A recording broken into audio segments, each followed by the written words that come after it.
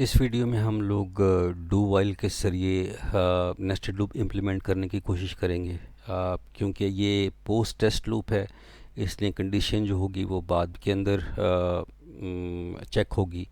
तो अब हम डायरेक्टली यहाँ पर जो है इसको इम्प्लीमेंट करते हैं। अगेन हमारे पास दो वेरिएबल हैं, आई और जे। आई आउटर लूप के लिए, जे इनर लूप के लिए। और यहाँ पर अब हम लोग काम अपना शुरू करते हैं। हम यहाँ पर करते हैं कि डू हम लोग यहाँ पर पहले आई की वैल्यू हम लोग 1 रख लेते हैं, और फिर जे की वैल्यू भी हम लोगों ने 1 रख ली। और इसके बाद फिर हमने डू जो है वो हम लोगों ने लूप शुरू किया। और इसके बाद फिर हम यहाँ पर आके इसको क्या कर दिया, वाइल। और ये किस आउटर लूप है, तो यहाँ पर आई इज़ लेस देन और इक्वल टू 3, यहाँ पर हमने इसको टर्मिनेट कर दिया। अब इस जगह के ऊपर ये तो हमारा आउटर लूप आ गया। अब यहाँ पर मुझे क्या करना पड़ेगा, एक और डू यहाँ पर लिखना पड़ेगा। अब यहाँ पर मैंने ब्रैकेट्स डाली, और अब यहाँ पर ये जो है यहाँ पर मुझे लिखना पड़ेगा वाइल।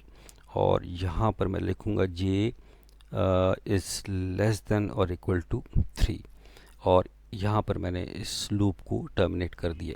तो इस वक्त जो हमारी जो इम्प्लीमेंटेशन है वो कुछ इस तरीके से है। अब हम लोग क्या करेंगे कि ये जो हमारा इनर लूप है, इस इनर लूप में हम लोग करवाना क्या चाहते हैं, इस इनर लूप के अंदर हम जो चीज़ डिस्प्ले करवाना चाहते हैं वो अगेन आई और जे की वैल्यू को डिस्प्ले करवाना चाहते हैं। तो हमने यहाँ पर आई लिखा, उसके बाद फिर यहाँ पर हमने सेपरेटर के तौर पे ये लिया, डैश लिया, फिर हमने जे की वैल्यू ली। और फिर हमारी जो आइट्रेशन जब कंप्लीट होगी तो हम यहाँ पर अगली जो है वो नेक्स्ट लाइन से शुरू हो, इसलिए एंड लाइन डाल दिया।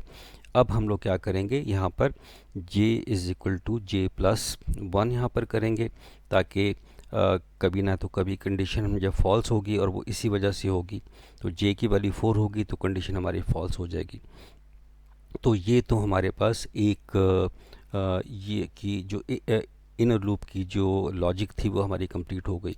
अब इसके बाद जब ये कंडीशन फॉल्स होगी तो यहाँ पर आएंगे, और यहाँ पर आके हम i is equal to i plus 1 करेंगे, और फिर दोबारा यहाँ पर j इज़ इक्वल टू 1 करेंगे, ताकि इनर लूप की कंडीशन को हम दोबारा क्या कर सकें, ट्रू कर सकें। तो अब ऑलमोस्ट हमारा जो काम है वो कंप्लीट है।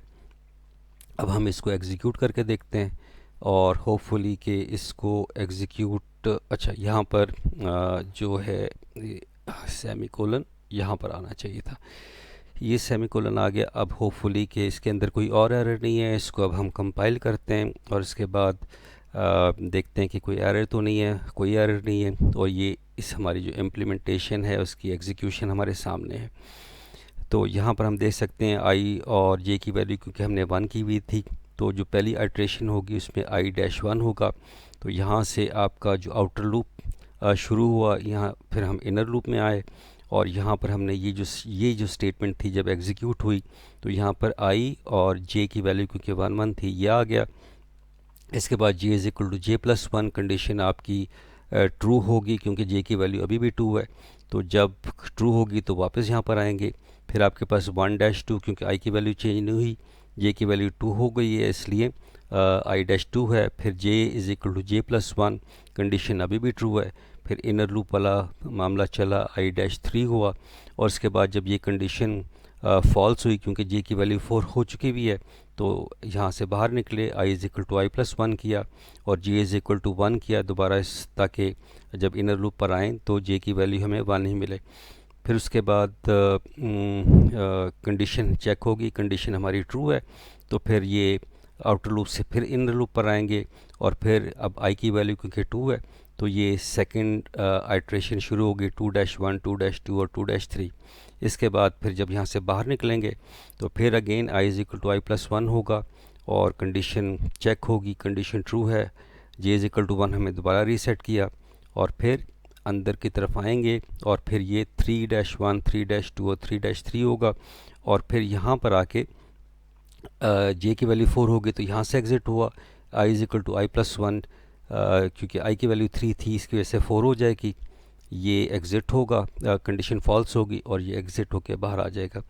तो इस तरीके से डू वाइल के ज़रिए अगर हमें नेस्टेड लूप इम्प्लीमेंट करना हो तो इस तरीके से कर सकते हैं। आई होप कि कॉन्सेप्ट इज़ क्लियर।